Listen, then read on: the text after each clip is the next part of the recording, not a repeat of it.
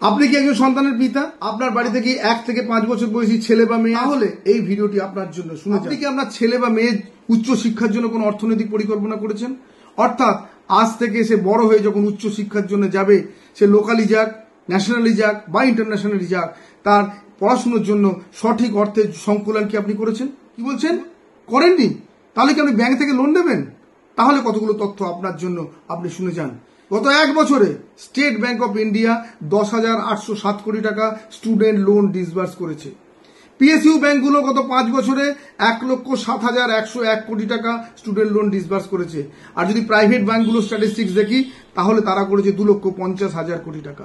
অর্থাৎ আপনার ছেলে বা মেয়ে পড়াশুনো শেষ করে রোজগারের আগেই ঋণের জালে জড়িয়ে পড়ছে, এবং এই ঋণের জালে তাকে 8 থেকে 16% হারে সুদ দিতে হবে 12 থেকে 15 বছরের জন্য। সে যখন চাকরি করবে, সে কার জন্য চাকরি করবে? আপনার জন্য নয়, ব্যাংকের লোন, ব্যাংকের দেনা শোধ করার জন্য। এর ফলে কি হবে? তার প্রপার সেভিংস হবে না।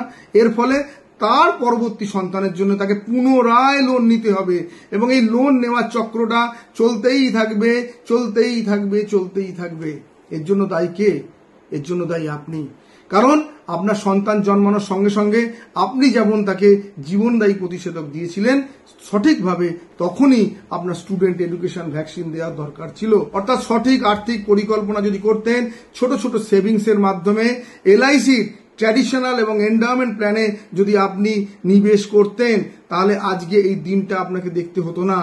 সন্তানের জন্য অর্থের যোগান দেওয়াটা আপনার শুধু ডিউটি নয়, আপনার রেসপন্সিবিলিটি। ঠিক এডুকেশন প্ল্যানিং এর মাধ্যমে আপনি আপনার সন্তানের ভবিষ্যৎ সুদৃঢ় করুন।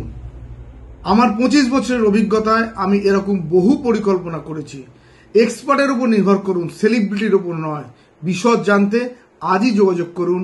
আমার ফোন নাম্বার 9836829483। আমার নাম কৃষাণু চট্টোপাধ্যায়। ধন্যবাদ।